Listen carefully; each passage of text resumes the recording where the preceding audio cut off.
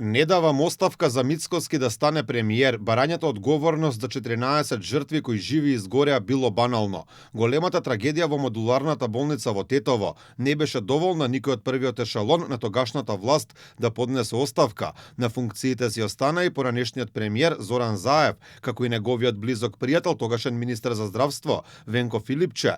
Првиот дури запрашан дали размислува за повлекување од позицијата од морални причини, кажа не размислувал, а причината беше Мицкоски да не станал премиер. Дали вие лично размисливте за оставка од морални причини поради оваа трагедија? Зашто Мицкоски да дојде премиер да биде? Не вие како човек размисливте? Не размислував. Затоа што ќе бидат премиер или заменик премиер председателот на Алијанса кога ќе заслужат, кога ќе имат емпатија со народот, кога ќе бидат тука да помогнат, кога ќе дадат идеи, а не вака грозотијата да ја користат на вистина на најперфиден, на најлош начин. Барањето одговори за големата трагедија дури беше и банално за поранешниот премиер, па запрашан дали во СДСМ тогаш не постоеше замена за него. Кажа дека таму имало многу способни луѓе, но не сакаше да навлегува во ова прашање. Кажавте дека нема да понесете да не биде Мицковски премиер. Дали тоа значи дека вие сте еден и единствен, дека во вашата партија нема некој способен да ве замени? Мислам дека ниту е соодветно на почита према пензионерите или ниту према манифестацијата која што имаме. Никако нема да дозволам понатаму да навлегувам во делот на прашањето, заради тоа што сигурно и вие приметивте дека стана банално веќе ова целото, сите овие денови. И мислам дека е крајно време. Што е банално, господине премиера, да се бара морална одговорност за трагедија? Што е тука банално? Што е банално?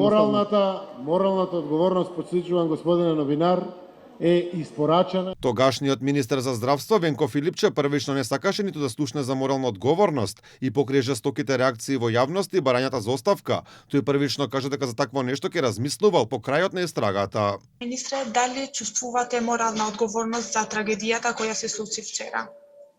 Синоча, всушност. Како што кажав, стварно тешко може да го опишам чувството кое што го осеќам од синоќа денеска, со чувството кое што го имам со семејствата. Меѓутоа, со тие одлуки, навистина, треба човек да живее и јас апсолутно ќе чекам да заврши истрагата. Сепак жестоките реакции предизвикаа барем на пресконференција да има писмена оставка од Филипче. Последната трагедија во Тетово многу ме погоди, многу жалам за загинатите, сочувствувам со нивните семејства. Нема зборови што тоа може да го опишат, ниту пак начин да се надомести загубата. Почитувани како лекар и министер имам интегритет, затоа денеска од морални причини понудив пишана оставка до премиерот Зоран Заев. Сепак ова оставка остана само на хартија, заклучена во фиоката на тогашниот премиер. Филипче остана министер се до повлекувањето на неговиот близок пријател Зоран Заев. Оставките на министерот и на заменикот министер за здравство се доставени до премиерот и се архивирани. Содржината не отстапува на оставките не отстапува од она што веќе двајцата јавно го споделија, едниот на пресконференција, другиот преку социјалните мрежи. Премиерот веќе се објасни дека проценката и одлуката по однос на поднесените оставки ќе ја базира исклучиво на фактите од истрагата, согласно утврдените причини. Трагедијата во Тетово тогаш во прашање доведе безбедности на другите модуларни болници, за кои премиерот кажа дека били изградени без дозволи. Заев дури ги спореди со летните тераси од кафеаните и кафулињата. Државата не градеше со одобренија за градба, статики, локацијски услови како што се градат сите болници.